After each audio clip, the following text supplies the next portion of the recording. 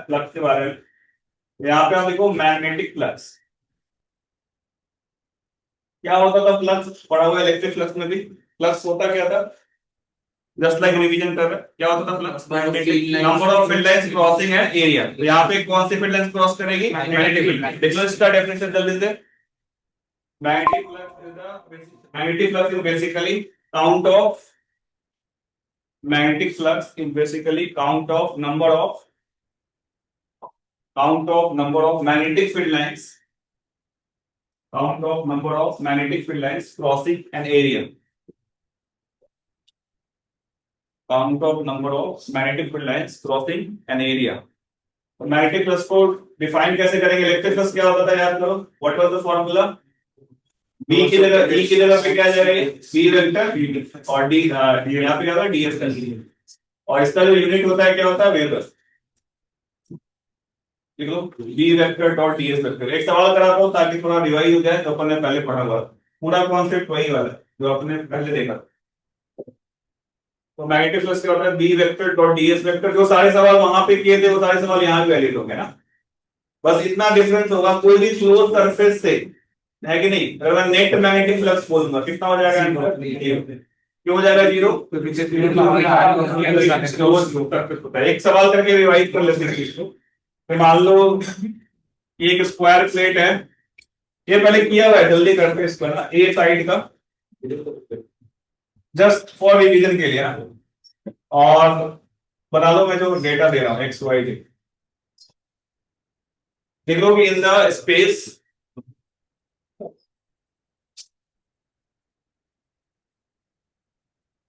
magnetic field is given by, in the space magnetic field is given by, case one में लिखना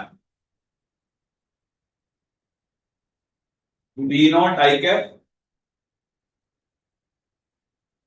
दूसरे में लिखना बी नॉट के कैप, और तीसरे में लिखना बी नॉट एक्स के कैप, बी नॉट एक्स के cap. then calculate then calculate magnetic flux to the plate, magnetic flux to the square plate। तो ये कौन से प्लेन में रखा हुआ है, एक्स वाई प्लेन में है ना। जस्ट फॉर रिवीजन मैंने ये सवाल दिया है, जल्दी से बता दो क्या कहना चाहिए।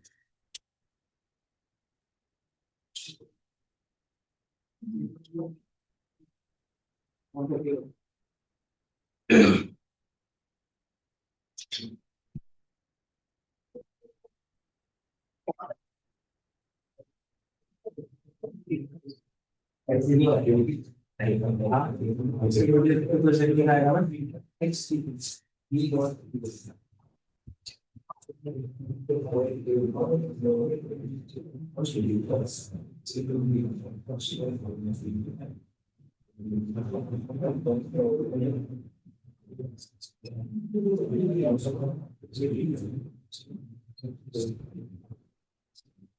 आ जाएगा, रिवीजन है, पहले किया हुआ ऐसे सवाल किया था, वहां पे इलेक्ट्रिक फील्ड था।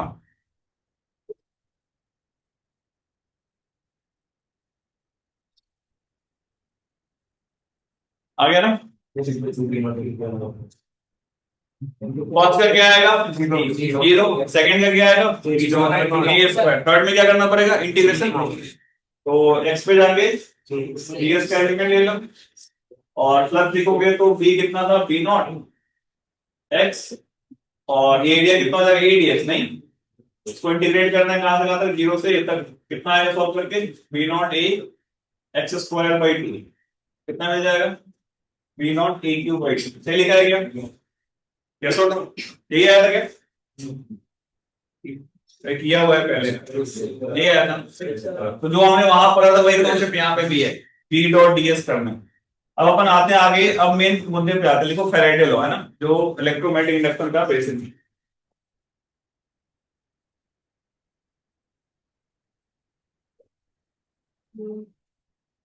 फैराडे ने एक्सपेरिमेंट करके क्या देखा था बताता हूँ।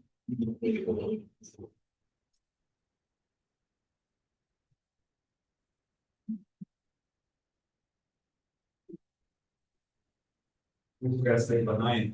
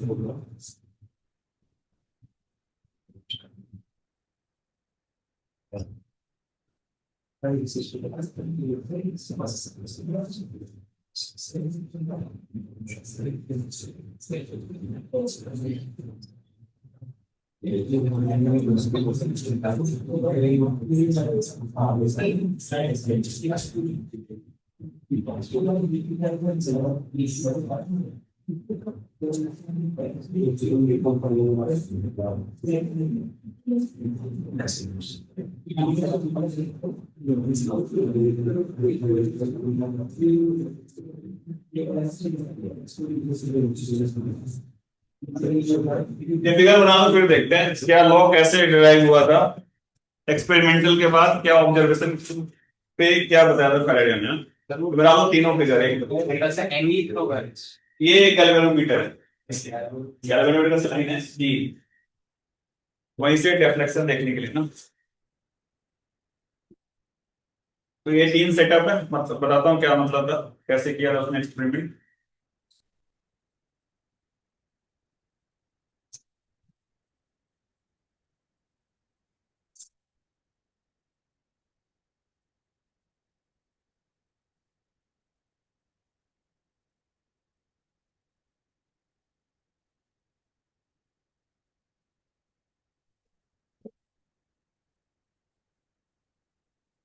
तो इलेक्ट्रिसिटी कैसे जनरेट होता है ना, इस एक्सपेरिमेंट से बता, ठीक है।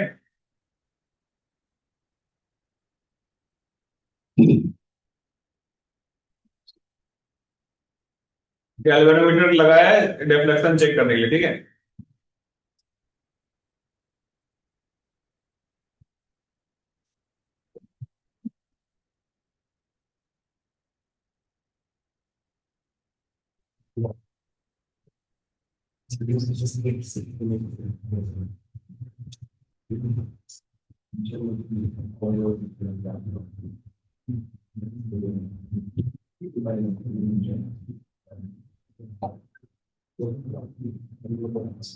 बना लिए। तो फैराडे ने एक्सपेरिमेंट नंबर 1 में देखो, एक लूप है, कंडक्टिंग लूप, साथ में गैल्वेनोमीटर है और एक मैग्नेट है नॉर्थ पोल साउथ पोल, उसको जस्ट स्टैटिक रखा हुआ है। तो इस केस में कोई भी फ्लक्स चेंज हो रहा है क्या? नहीं। तो गैल्वेनोमीटर में कोई भी करंट नहीं जनरेट होता है, तो आई बराबर क्या था इस केस में? 0। लेकिन जब फैराडे ने मैग्नेट को मूव कराया टुवर्ड द राइट, है ना, या टुवर्ड द लेफ्ट, तो इस लूप में क्या हो रहा था? ईएमएफ जनरेट हो रहा था। ईएमएफ जनरेट होने से क्या हो रहा था? करंट। यानी जब मैग्नेट को आप मूव कराओगे तो क्या चेंज होगा? स्पेस में क्या चेंज होगा? Magnetic field. अरे यस और नो? जैसे ही मैग्नेटिक फील्ड चेंज होगा, क्या इस लूप के थ्रू फ्लक्स चेंज होगा? और फ्लक्स चेंज होने से क्या जनरेट हो रहा था? करंट। अच्छा, इसमें देखो, इसमें हम किसको मूव करा रहे हैं? मैग्नेट को स्टैटिक रखा हुआ है, ये रेस्ट पे है, और इस लूप को मूव करा रहे हैं। तो आप खुद सोच के बताओ, इसमें करंट जनरेट होना चाहिए नहीं होना चाहिए? वही आंसर, होना चाहिए नहीं होना चाहिए? तो होना चाहिए, कितने लोग बोल रहे हैं? पहले सेकंड में तो किसको मूव कराया? मूव कराने से क्या चेंज हुआ? फ्लक्स। फ्लक्स चेंज होने से क्या चेंज हुआ? करंट आया। इसमें हम किसको मूव करा रहे हैं? लूप को मूव करा रहे हैं, मैग्नेट को जैसे तैसे रखे हुए। तो इसमें करंट होना चाहिए नहीं होना चाहिए? होना चाहिए। ये लोग बोलते हैं होना चाहिए, इसमें नहीं हुआ करंट जनरेट, यस और नो? तो फैराडे ने क्या बोला, जो ईएमएफ जनरेट होता है वो होता है minus of d phi by d T. और फाइव हमने अभी पढ़ा था, क्या होता है फाइव? बी वेक्टर, साथ में क्या था? डॉट डीएस वेक्टर, और साथ में क्या था तुम्हारा dt। देखो, अगर करंट जनरेट करना है तो b डॉट ds को ओपन करो, क्या मिलेगा? b, साथ में क्या मिलेगा? a, तीसरा क्या मिलेगा? cos theta. यानी या तो तुम b को चेंज करो समय के साथ, या तुम a को चेंज करो, या तुम थीटा को चेंज करो। यही तीन तरीके हो सकते हैं फ्लक्स जनरेट करने का, मतलब करंट जनरेट करने का, ऐसा तो। इसमें क्या क्या चेंज हो रहा है? नहीं, इसमें बी चेंज हो रहा है क्या समय के साथ?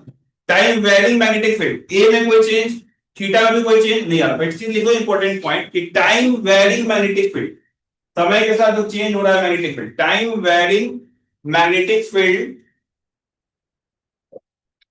Induces EMF time varying magnetic field induces EMF in a loop.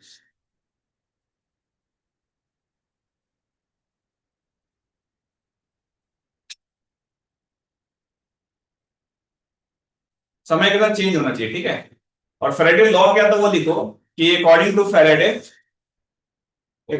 Faraday EMF induced in a loop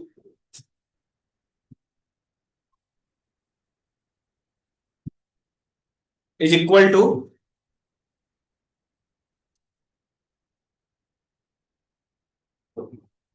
negative of rate of change of flux, negative of rate of change of flux, negative of rate of change of flux, that is E is equal to क्या हो जाएगा minus of d phi by d t. Minus sign का क्या मतलब है मैं समझा रहा हूं। E इज इक्वल टू क्या था minus of d phi by d t, है ना। फाइव क्या है यहाँ पे फ्लक्स, ये लिख लो पूरा, ये पूरा यहां से अभी minus of d phi by d T. Sir इसमें जब हम लूप को मैग्नेट के पास लेके जा रहे थे फ्लक्स तो चेंज हो क्या चेंज हो रहा है? फ्लक्स नहीं, फ्लक्स जो हमने डेफिनेशन लिखा है B dot d s by d t है। बी समय के साथ चेंज होना चाहिए, समय के वो समय के साथ चेंज नहीं हो रहा ना। उस वाले केस में कैसे जैसे आप यहाँ पे देखो, ये नॉर्थ पोल है, ये साउथ पोल है, यहाँ पे फील्ड लाइन जैसे निकल रही है, यस और नो। तो ये जो फील्ड लाइंस है इसके नंबर समय के साथ चेंज होने चाहिए, dB by d T zero नहीं होना चाहिए। अगर मैं बोलूं बी जो है 2p स्क्वायर है, इसका मतलब क्या है, टाइम चेंजिंग मैग्नेटिक फील्ड है, तो time changing magnetic field EMF generate करेगा। तो मैं बोलूं यहाँ पे बी तुम्हारा 2 टेस्ला है, ये तो वैल्यू फिक्स हो गई ना, यस और नो।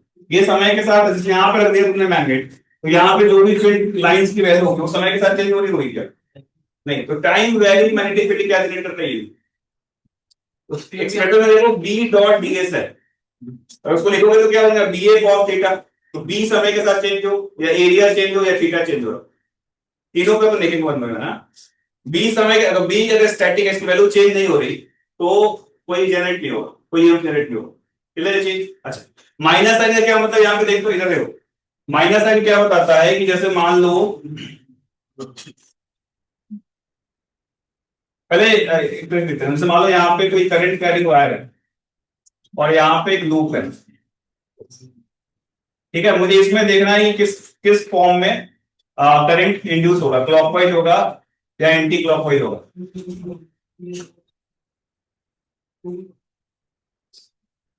और आई को अपन क्या कर रहे हैं, इंक्रीज कर रहे हैं। पहले आप इसके अंदर बताओ, आई को इंक्रीज करोगे तो इसके हर एक लोग, अगर पहले लो आई कांस्टेंट है, मान लो आई कांस्टेंट है, तो इसमें कोई करंट जनरेट होगा क्या? अगर मैंने आई मान लिया, आई फ्लो कर रहा है, तो इसके थ्रू जो फ्लक्स होगा वो कांस्टेंट होगा या वेरिएबल होगा? भले ही लोकेशन के अकॉर्डिंग बी चेंज हो रहा है, लेकिन वो बी समय के साथ चेंज चेंज हो रहा है क्या? वैल्यू भले ही अलग अलग है, लेकिन इंटीग्रेट करोगे फिक्स वैल्यू आएगी, समय के साथ चेंज नहीं होगा। लेकिन आई को आप बढ़ाओ या घटाओ, जैसे ही बढ़ाओगे घटाओगे क्या ये वैल्यू चेंज होने लगेगी। जैसे ही बी चेंज होगा तो उसमें क्या इंड्यूस होगा, करंट।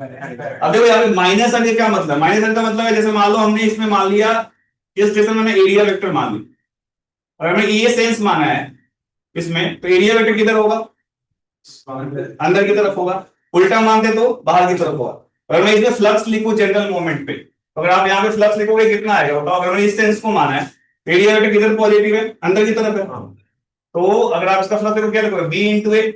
बी की वैल्यू मैंने यहाँ पे वैल्यू रख दी, और यहाँ पे ए अंदर की तरफ है तो माइनस ए रख दिया। अगर आप यहाँ पे डी फाइव डी टी करो तो क्या लिखोगे, डी फाइव की वैल्यू क्या लिखोगे माइनस बी इंटू ए, साथ में क्या लिखोगे डी टी। यहाँ पे जब कॉमन निकालोगे कितना वैल्यू आएगा, माइनस ऑफ ए तो बाहर आ गया, साथ में क्या आ गया डीबी बाई डी टी। अगर मान लो बी अंदर की तरफ बढ़ रहा है तो ई की वैल्यू कितनी आएगी, ई क्या होता है इधर ये बताओ। मैं माइनस का मतलब समझाऊंगा क्या मतलब है, D phi by d t है, ठीक है बेटा। अगर हम पहले बात करें फ्लक्स की, हमने किधर माना एरिया वेक्टर, अपने अपनी तरफ से कौन सा सेंस, अंदर की तरफ, मतलब इनसाइड को हमने क्या लिया है, पॉजिटिव। अगर मैं इसके थ्रू अगर मैं फ्लक्स लिखूं तो फ्लक्स का फॉर्मूला क्या है, बी इंटू ए। तो आप यहाँ पे क्या लिखोगे, बी लिख दिया, साथ में ए लिख दिया, दोनों के बीच में कितने का एंगल होगा, फील्ड किधर है ये बताओ। फील्ड के अंदर की तरफ, एरिया वेक्टर खुद से माने, किधर माना है एरिया वेक्टर? अंदर की तरफ। तो ये सारे यहाँ पे पॉजिटिव कितना आ जाएगा? ये बी इंटू ए होगा। अगर आप यहाँ पे डी फाई पे dt करोगे तो क्या लिखोगे?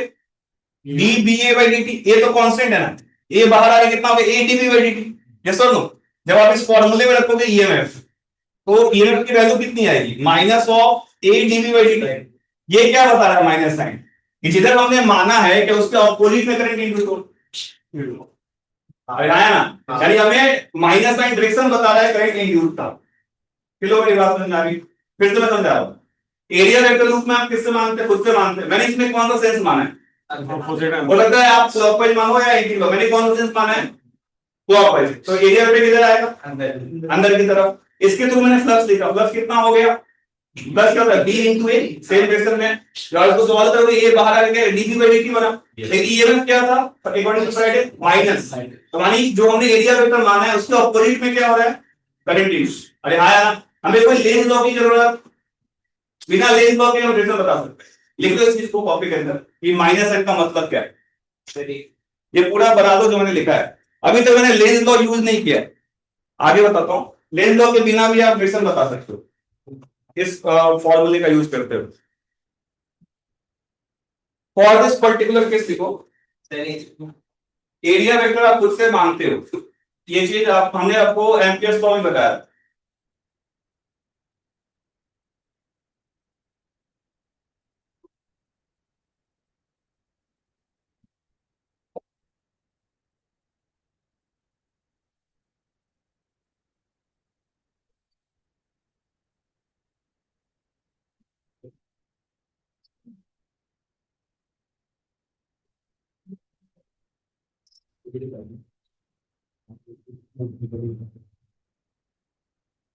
ठीक है, तो फेरेडे लॉ में माइनस क्यों है समझ में आया?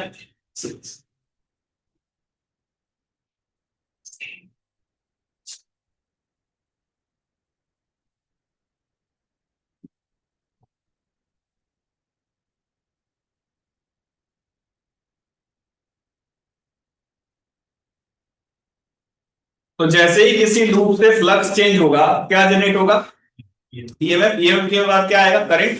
करंट की डायरेक्शन कैसे निकालेंगे? माइनस साइन, जो हमने बताया। वो कब आएगा? एरिया वेक्टर आप खुद से मानते हो। यस और नो? इसके बाद एक और साइंटिस्ट है, उसका नाम था लेंज। उसने बोला कि इतना करने की जरूरत नहीं है। उसने क्या बोला? लिख लो अगला, लेंज लॉ लिखो। लेंज लॉ है ना? इसने क्या बोला था? लिखा अकॉर्डिंग टू लेंज, नेचर एबोर्ड change in flux.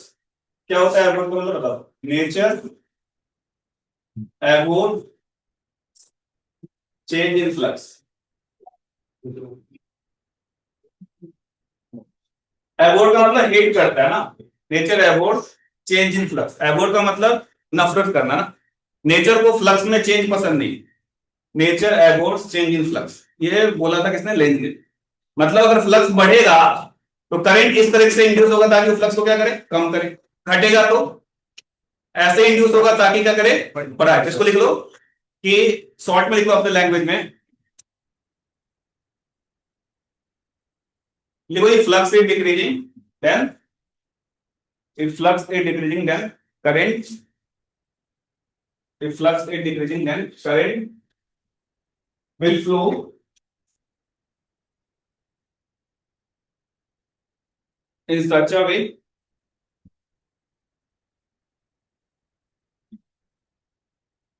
that it will try to, that it will try to increase the flux, that it will try to increase the flux and vice versa। घट रहा होगा तो बढ़ाए।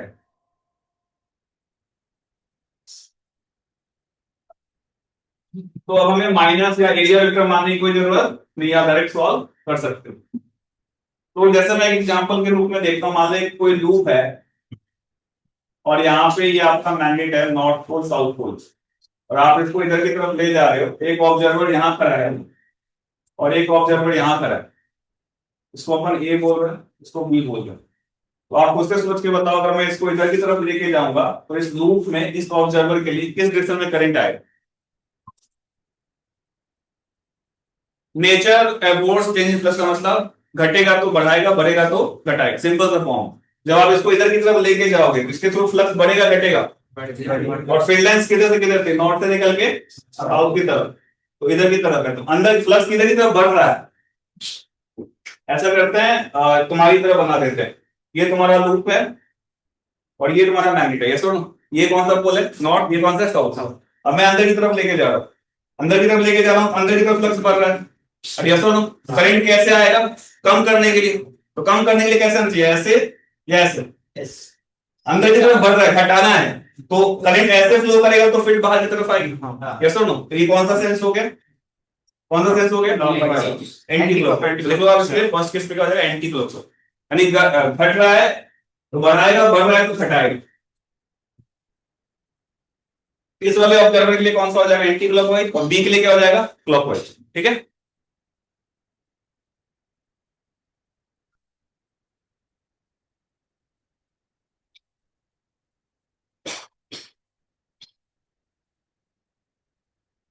अच्छे से समझ के लिखना है ना।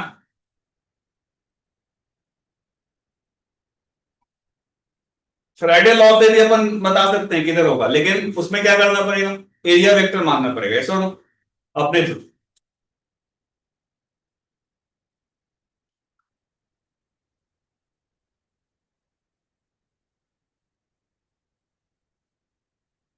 अब खुद से सोचो, दूर लेके जाए तो सेम से north pole south pole away लेके जा रहे हैं, तब क्या होगा, अंदर की तरफ फ्लक्स घट रहा है, उसको बढ़ाने की कोशिश करेगा, तो बढ़ाने के लिए किधर से करंट आना चाहिए, सपोर्ट करने के लिए, इस सेंस में आएगा, यस और नो। कौन सा सेंस हो गया, क्लॉकवाइज, लिख लो सेकंड केस में क्लॉकवाइज हो जाए।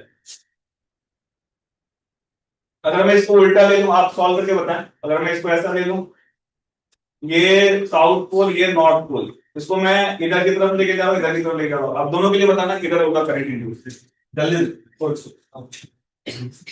उल्टा ले लिया, मैग्नेट को उल्टा ले लिया, पहले इधर नॉर्थ इधर साउथ, तब क्या कर दिया, इधर क्या है साउथ, इधर क्या है नॉर्थ। अब मैं इसको एक बार इधर लेके जा रहा हूँ, एक बार अलग लेके, दो केस है, दोनों के लिए बताना है क्लॉकवाइज एंटी क्लॉकवाइज क्या होगा, ऐसे में क्लॉकवाइज किधर होगा, क्लॉकवाइज, मतलब राइट के लिए क्लॉकवाइज और लेफ्ट के लिए, क्लियर है क्या सबको, पक्का, ठीक है। जैसे मैं ये वाला सवाल लिया था, एक में मान लो इधर करंट है और एक लूप है, ऐसा टी डिस्टेंस पे, इसके लिए भी लिख लो, ये तीन केस लिखो इसमें।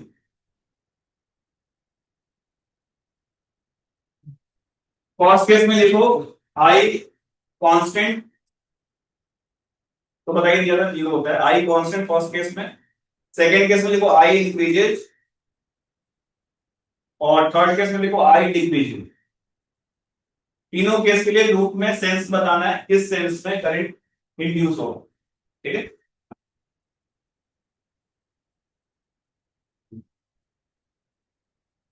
तो नेचर को चेंज इन फ्लक्स पसंद नहीं है, जैसे ही घटेगा तो बढ़ाने की कोशिश करेगा, बढ़ेगा तो घटाने की कोशिश करेगा, ये दिमाग में रखना।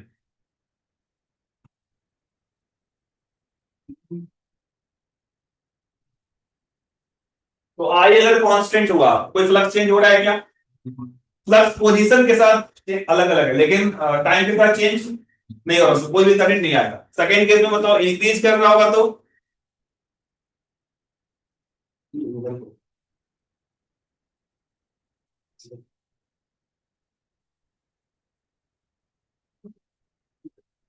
सीधे ऐसे याद रखो, घटेगा तो बढ़ाएगा, बढ़ेगा तो घटाएगा, एंटी क्लॉक एंटी क्लॉक, अगर बढ़ रहा हो करंट तो, अगर करंट बढ़ रहा है इधर देखो कोट करें, तो इसकी वजह से यहाँ पे फील्ड किधर की तरफ होगा, वो क्या इंक्रीज कर रहा होगा।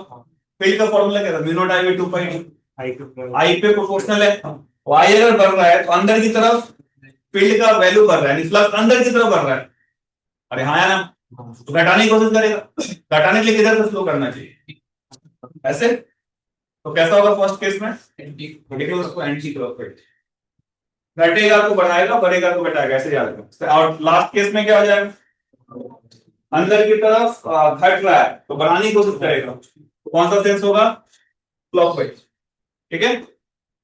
देख लो ये दो सवाल बताया, घटेगा बढ़ेगा, बढ़ेगा घटेगा, माइनस प्लस, सब ध्यान रखना,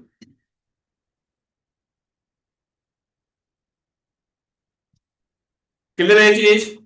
तो टाइम वेरिंग, ये जरूर लिख लेना कॉपी में, time varying magnetic field generate करता है ईएमएफ को। तो अगर मैं क्वेश्चन लिखूं,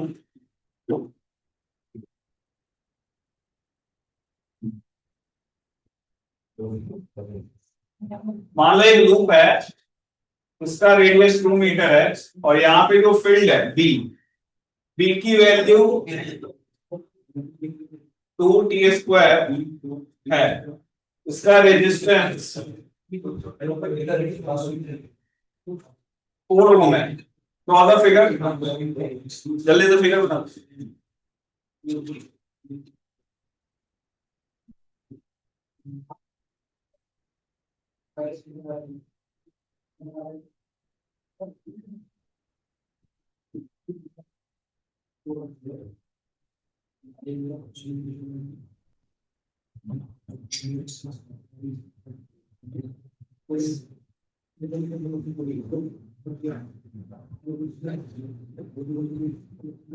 ठीक है, तो the question is find out,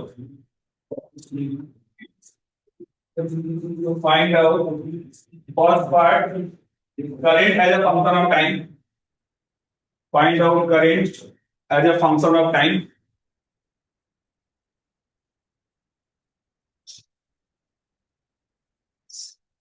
in the loop, current as a function of time in the loop.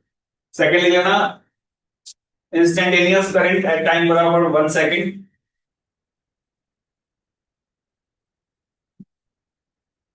और थर्ड लिख लेना total charge that will flow through the loop, total charge that will flow through the loop between time interval 0 to 4 second, 4 second. Now proceed.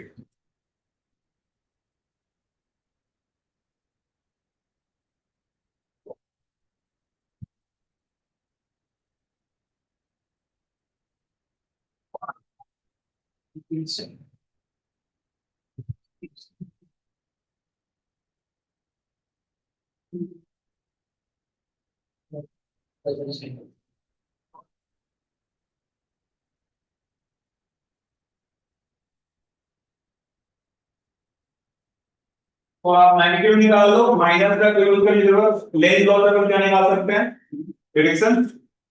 तो value बताओ कितना होगा और कौन से सेल्स में हो रहा होगा करंट।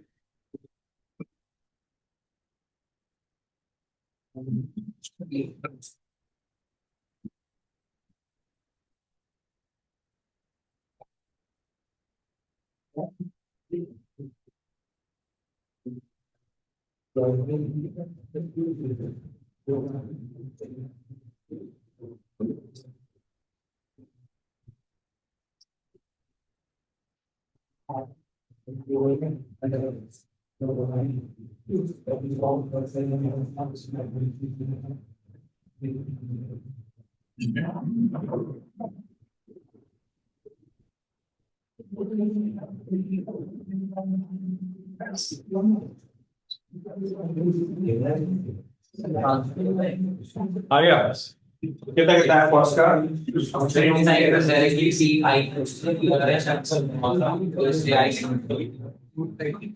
हाँ चलो मैं यहाँ पे चेक करता हूँ, प्लस कितना होगा बताओ, बी इंटू ए, बी की वैल्यू कितनी है, और पाई आर स्क्वायर, आर कितना है तुम्हारा 4, कितना हो जाएगा ये 8 pi T square. Area vector में नहीं मान रहा क्योंकि मैं मैग्नीट्यूड लिखूंगा, ये सुनो हमें पता है दिमाग से कि इसमें लूप में करंट किधर से आएगा, अंदर की तरफ समय के साथ बढ़ रहा है, तो घटाना चाहेगा, घटाने के लिए किधर आ सकते हैं, ऐसे आया तो एंटी क्लॉकवाइज, हमें ये पता है, तो हमें माइनस लगाने की कोई जरूरत नहीं। अब मैं ये फाइल लिख चुका हूं, तो ईएमएफ की वैल्यू मॉड ऑफ d5/dt कितना आएगा बताओ, सॉल्व करेंगे तो 16 बाई डी, ये ईएमएफ आया, तो करंट कितना आ जाएगा, आर से डिवाइड कर दो, आर कितना दिया था 4, कितना आ जाएगा 4 पाई टी, ये हो जाएगा फंक्शन लीनियरली चेंज हो रहा है, आया ना। अब कितने पे बोला था तुमने बताओ, 1 सेकंड, यही बोला था ना, 4 पाई एम्पियर, सही कर रहा हूँ सब कुछ। उसके बाद क्या था, क्या निकालने के लिए बोला है, टोटल चार्ज हुआ 0 से 4 सेकेंड। तो आई ये पता है, तो आई को क्या दे दोगे, dq/dt। और ये कितना है बताओ यहाँ से, 4 पाई t, इसको इंटीग्रेट कर दो, dq बराबर 4 पाई t dt। इंटीग्रेशन की लिमिट कहां से कहां होगी, टाइम बराबर 0 पे कोई चार्ज नहीं था, कितने समय पे बोला है, 4 पे q। तो यहाँ पे आप सोल्व करोगे, q आएगा 4 पाई t² बाई 2, लिमिट लगा दो 0 से 4, तो विल गेट द आंसर। कितना हो जाएगा ये, 2 पाई इंटू 16, 32 पाई आता है क्या, यस सर। कितना कर लेंगे, देख लो ध्यान, किलो का सही था, ये आगे होगा यही सवाल।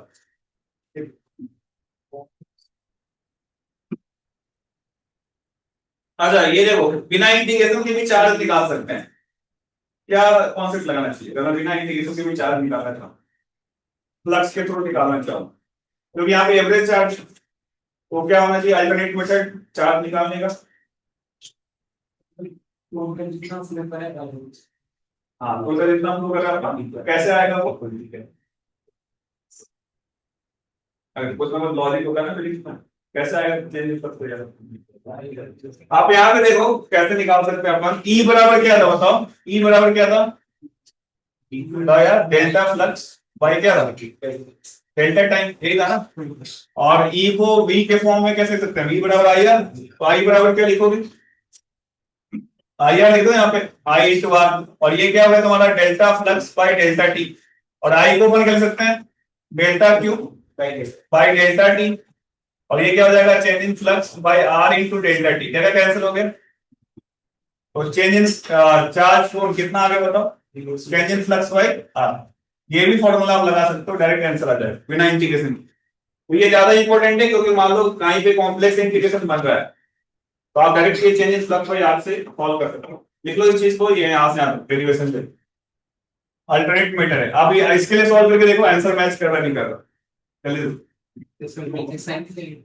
क्या बेटा, माइनस तुम्हें बता रहे, माइनस क्या बताने के लिए था, डायरेक्शन बता रहे हैं, जो हम दिमाग से निकाल रहे हैं, लेंस लॉ से, जरूरत नहीं। तो change in flux by R करोगे तो चार्ज आएगा। एक बार आप सॉल्व करके देखो, फॉर्मूला से आंसर आ रहा नहीं आ रही,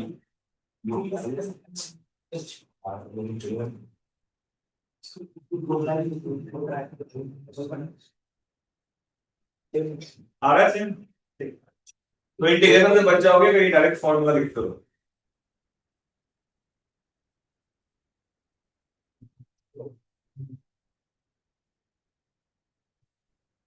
तो फ्लक्स लिखो, डिफरेंशिएट करो, और यू विल गेट करंट और ईएमएफ।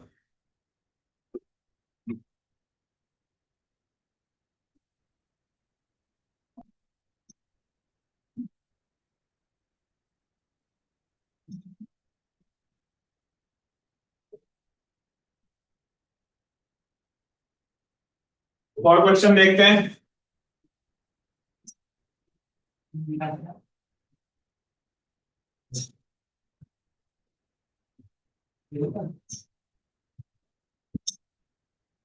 मान लो ऐसा कोई लूप है, इसका कुछ पोर्शन मैग्नेटिक फील्ड के अंदर है,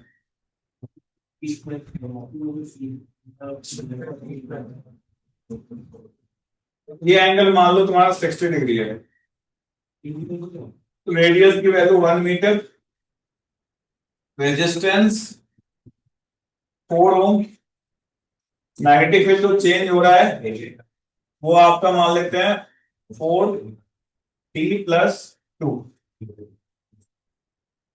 find out the current induced in the loop,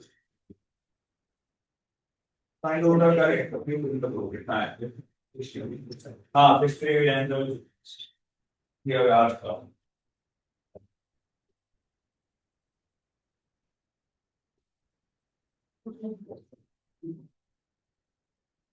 पूरे में फील्ड नहीं है, कुछ पोर्शन में फील्ड है। मैं बोल सकता हूँ लूप का कितना पोर्शन अंदर है, देखो बता सकता हूँ, नहीं पूरा नहीं, केवल ये वाला पोर्शन अंदर, यहाँ भी कोई फील्ड नहीं, मतलब जैसे ये है ना इस तरीके का है, कुछ पोर्शन अंदर है बस। और ये एंगल कितना बन रहा है? Find out the current induce in the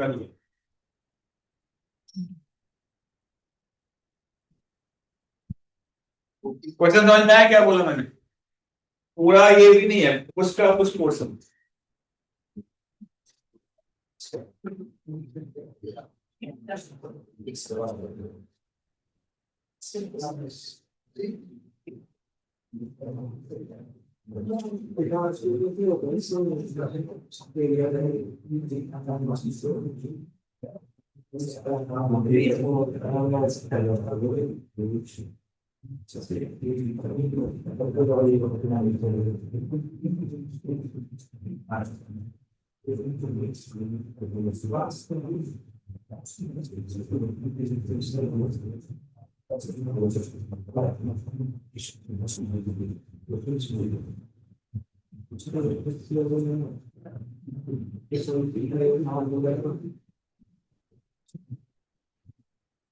आगे बढ़ो टीचर।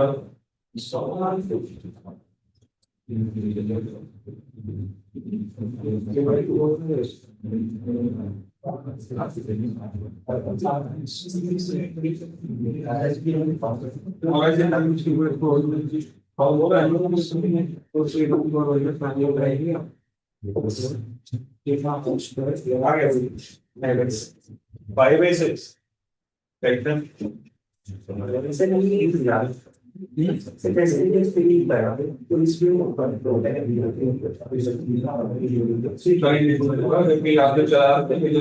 मूविंग है चेंज होता है।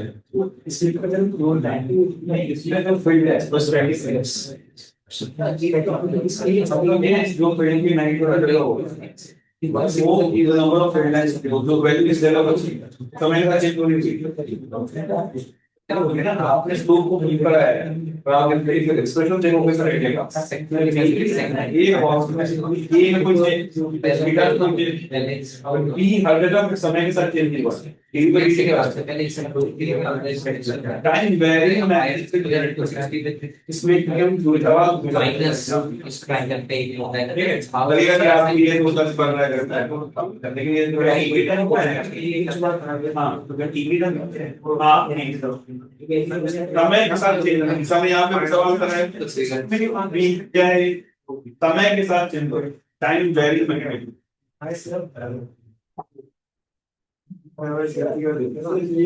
आगे क्या तुमका आगे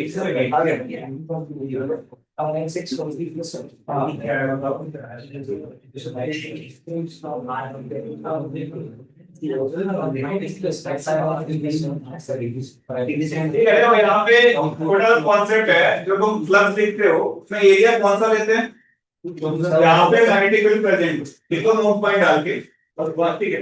आप देख लो कॉपी में ए in magnetic flux A is the area where magnetic field is present। यहाँ पे मैग्नेटिक फील्ड प्रेजेंट यानी इसमें कौन सा एरिया लेना पड़ेगा सही है ये वाला सर कौन सा आता है चेक करता है अभी याद नहीं आ जाएगा अभी ये मैंने अच्छा 60 दिया था आ गया होगा अभी कितना आएगा एरिया आप बताओ चलो आप बताओ क्या नहीं आया अभी 9 10 का मैथ्स है इसमें तो एरिया कौन सा निकालना है जहां पे मैग्नेटिक फील्ड प्रेजेंट है तो कैसे निकालेगा ये सेक्टर वैसे ट्रायंगल के एरिया लगा देंगे बस ये तो करना है और आप अरे बात नहीं तो आप जो मैं एरिया लिखूंगा ये सेक्टर एरिया क्या होगा सेक्टर का एरिया कितना होगा बताओ 1/6 हो गया ना पाई आर स्क्वायर का 1/6 इसमें से घटाएंगे ट्रायंगल के एरिया कितना हो जाएगा half R square net value बता देगा इसका केवल ट्रायंगल वाले आर स्क्वायर sin 60 नहीं ठीक है यस कितना आता सॉल्व करके ये 5/6 कितना है फाइनल वैल्यू 5/6 minus √3 का 5/6 minus √3 into r स्क्वायर ये आ रहा था r स्क्वायर फाइनल ये आ रहा था ना तो बस आप फ्लक्स लिखोगे तो b कितना था 40 प्लस t प्लस 2 और एरिया ये रहेगा 5/6 माइनस रूट 3/4। तो जब ये मत लिखोगे तो उसको डिफरेंशिएट कर दो तो ये वाला टर्म सेम हो जाएगा माइनस रूट 3/4 उसको डिफरेंशिएट करें क्या मिलेगा 4 मिलेगा और इसको r से डिवाइड कर दो ये करके और यही बस ठीक कर लेंगे यस। तो अगला एक और सवाल देखते इसमें इधर देख नेक्स्ट क्वेश्चन कहते हैं मान लो दो कॉन्सेंट्रिक लूप है ध्यान देना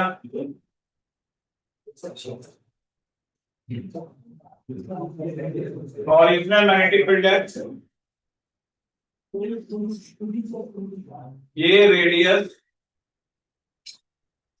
2 मीटर से r की फॉर्म में रखो और ये वाला रेडियस स्मॉल r की value much less than r और बाहर वाले लूप का रेजिस्टेंस 4 ओम है बना लो ये फिगर। दो कॉन्सेंट्रिक लूप है बाहर वाले का रेडियस कैपिटल आर अंदर वाले का कितना है स्मॉल आर वाले रीजन में क्या है मैग्नेटिक फील्ड ठीक है और बाहर वाले का रेजिस्टेंस कितना है 4 ओम ठीक है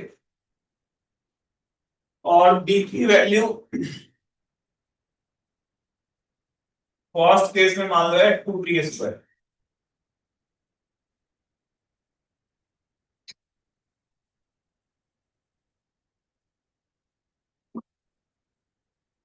लिखिए केस 1 लिखो दो पार्ट है सवाल के केस 1 लिखो कि find out current in the outer loop find out current in the outer loop at time बराबर 4 सेकेंड ठीक है। दूसरा लिखो केस 2 में लिखो if magnetic field is switch off if magnetic field is switched off then find out current in the inner loop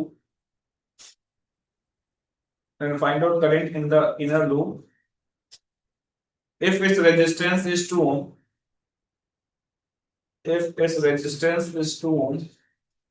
and current in the outer loop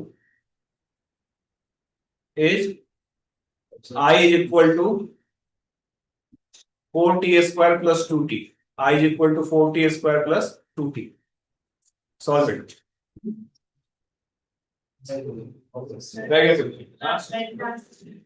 Last line क्या बोला था If the current in the outer loop is I is equal to 40² plus 2t.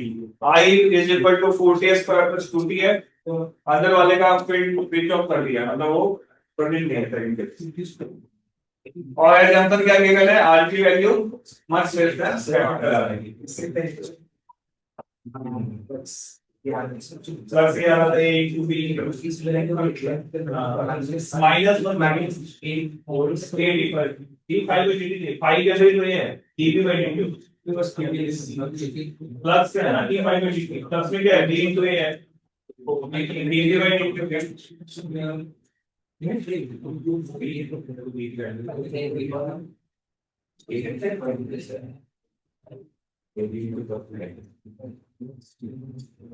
दोनों लाए हो सब लोग हमेशा लेके आना है लाए हो ठीक है फिर क्वेश्चंस करते हैं करो जल्दी से बताओ क्या आएगा पता नहीं हाँ ये दोनों कौन से एक्टिव ग्रुप है इससे तो दिस को था वो 80 करेक्ट आ रहा है हाँ ग्रुप है मतलब ग्रीन है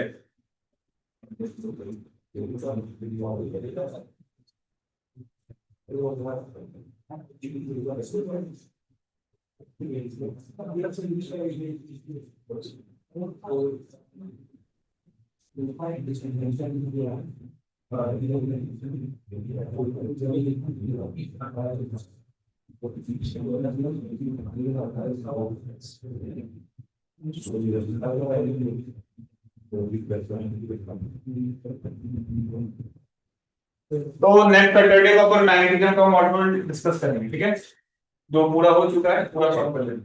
अर्थ मैग्नेटिक फील्ड को केवल छोड़ना है और जो भी अर्थ मैग्नेटिक में लिखा हुआ मिलेगा क्वेश्चन हम उसको स्किप कर देंगे, ठीक है। पूरा सॉल्व कर लेना, एक हफ्ते का टाइम। अभी तक करंट कितना में सॉल्व कर लिया, करंट सॉल्व कर लिया। हमारे वो डाउट्स क्लियर हुए थे जो मैंने बताया, हो गए सॉल्व।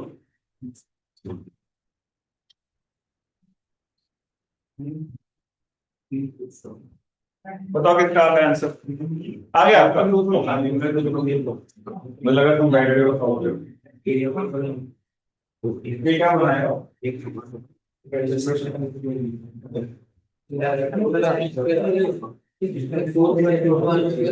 अरे और लगा के साइंस दोबारा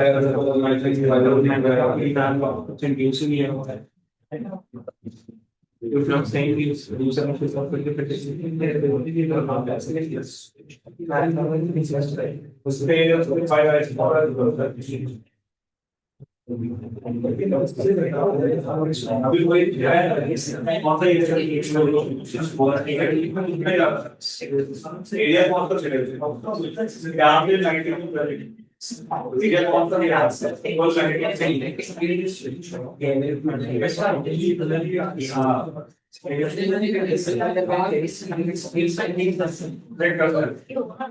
आ गया। पहले पार्ट में एरिया को अंदर वाले केवल अंदर वाले का, यहाँ पे फील्ड प्रेजेंट है। सेकंड पार्ट में स्विच ऑफ करके फिर को आएगा आएगा ये बोलो।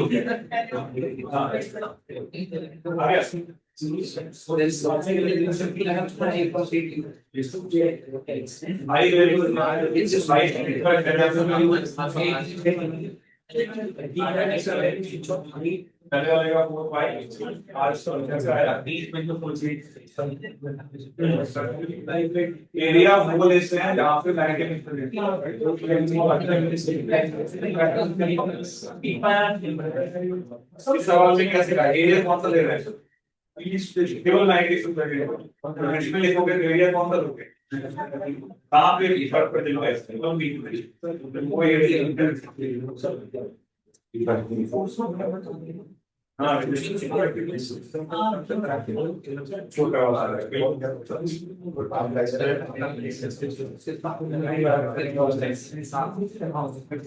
आगे करूँगा आप फर्स्ट वाला आ गया, सेकंड वाला सेकंड सोचो।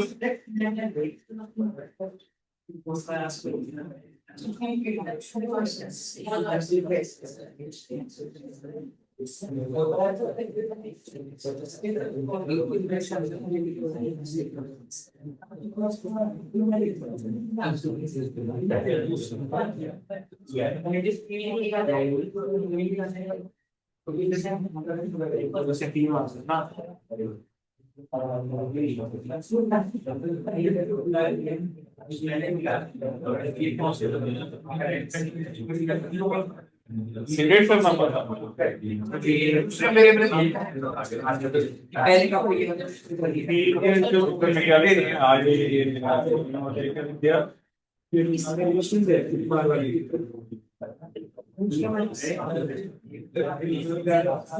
तो सवाल में एग्जाम्पल का मतलब मैं समझ गया, क्या मतलब है? बिल्कुल सेंटर की बात हो रही है। सेंटर में फील्ड लिखा कितना होगा? बड़े वाले हुआ फिर इनटू एरिया लोग आए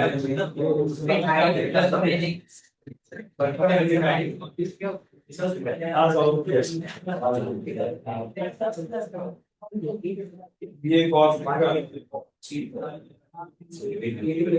पहले फ्लक्स निकालो, कॉस्ट में क्या होगा? फाइंड आउट करेंगे आउटर हीट में टाइम तो आउटर रूम में फ्लक्स मैंने क्या बताया इससे पहले सवाल में एरिया कौन सा लेना है? जहां पे फिट कर लेते हो एरिया फिर बाहर कर लेते हो एरिया का पाया इसका स्मॉल आर इसका b into pi r square बिगर हो लेकिन जरूरत है क्या लिखोगे?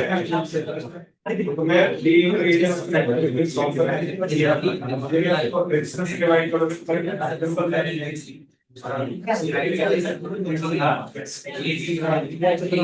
वो फिट बन जाएगा जो प्रोड्यूस करेगी फायदा अब वहाँ पे फिट चलेगी क्या चलेगा टाइम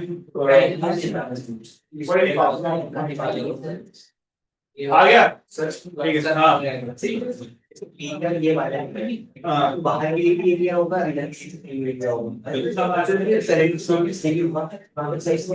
अगले में सेकंड वाले में निकालना है फिट नहीं है सेकंड क्वेश्चन बड़ा मेरा सेकंड में फिट नहीं है हटा दिया फिट आगे होगा कितना है बताओ सेकंड वाले का तो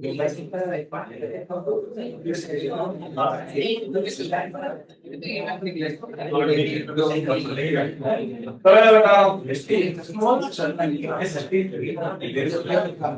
इधर बात मत करो तो मैं बताता हूँ सिंपल सवाल है बस कॉन्सेप्ट सिखाने के लिए फर्स्ट पार्ट में क्या बोले ये बताओ फर्स्ट पार्ट में क्या बोला है बाहर में कोई करंट बाहर में क्या निकालना है बताओ करंट निकालना है तो जब तुम फ्लक्स लिखोगे तो मैंने इससे पहले सवाल में क्या बताया ये जो एरिया लेते हैं कौन सा एरिया लेते हैं यहाँ पे फील्ड हो तो आप यहाँ पे बी लिख दो इनटू एरिया क्या लिखोगे पाई स्मॉल आर स्क्वायर यही होगा ना बेटा बी की वैल्यू कितनी गिवन थी 2t स्क्वायर तो ये आपका 2t square into pi R square ये होगा फ्लक्स और मैं ईएमएफ निकाल दूंगा साइन लगाने की जरूरत मुझे तो पता ही है किधर से आएगा तो इसको डिफरेंशिएट करने कितना मिलेगा 4t पाई आर स्क्वायर ये मिलेगा ईएमएफ तो करंट चाहिए आर कितना था 4 तो कितना था 4 कितना आंसर आ जाएगा पाई आर स्क्वायर कितने सेकंड में बोला था 4 सेकंड तो 4 पाई आर स्क्वायर आंसर क्या जाएगा 4 पाई आर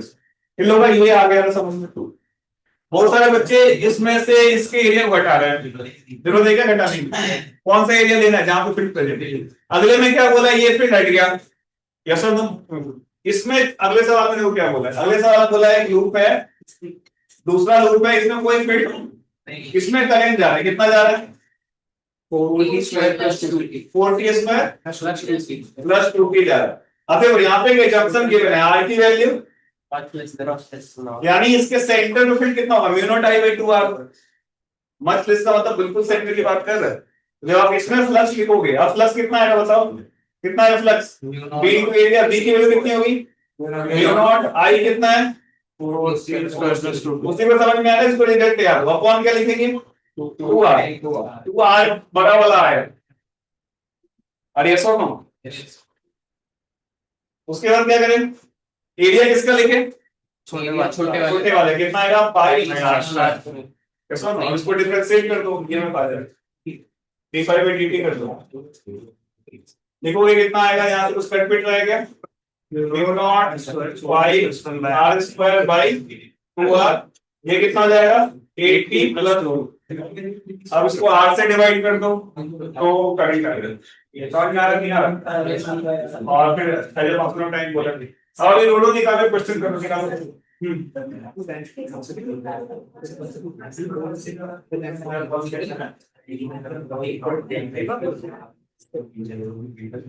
हाँ नहीं रेजिस्टेंस वाला में बात करो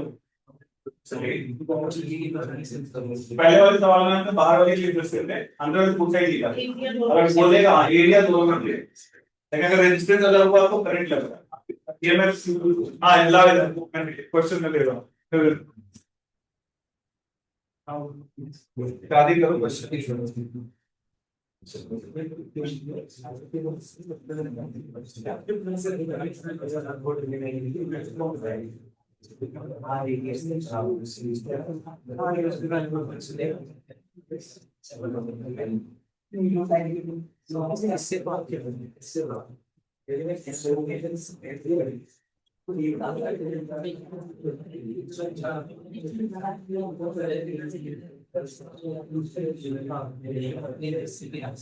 आप क्वेश्चन नंबर 304 कॉपी में लिख लेना 304 और 305 दोनों सॉल्व करना है पेज नंबर 138 139 पेज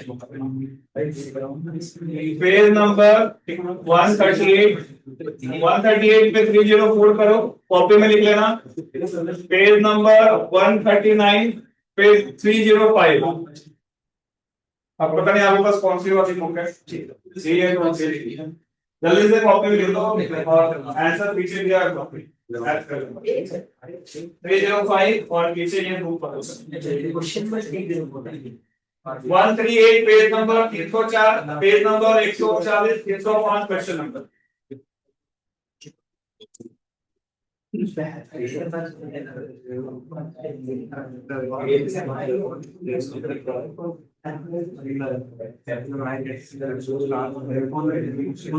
ये सेकंड वाला कितने का सही था खुद से, सही था ये ज्यादा इजी क्वेश्चन, इसमें सीधे केवल डायरेक्शन पूछा है, लेकिन कॉन्सेप्ट याद रखना आगे चलकर तो वैल्यूज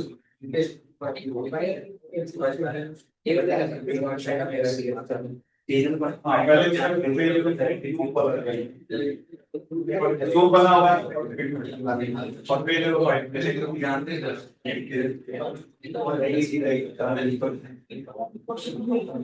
बात बंद करो, क्वेश्चन कॉपी में लिख लो और सॉल्व कर दो।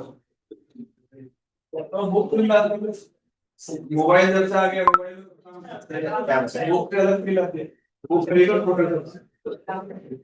बुक है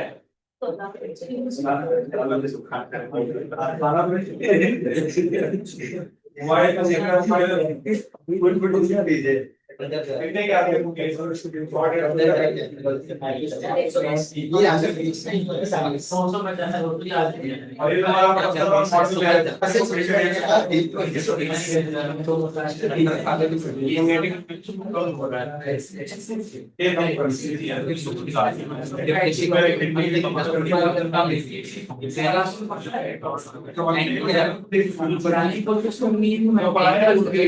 क्लॉकवाइज आएगा सब लिख लो, ये क्वेश्चन लिख लो, शॉर्ट में लिख लो, एक लाइन लिख लो, शॉर्ट में क्वेश्चन लिख लो और आंसर मैच करवा रहे हैं यार।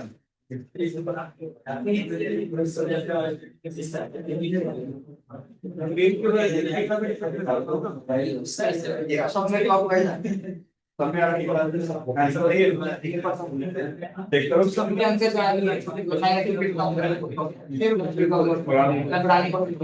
क्लॉकवाइज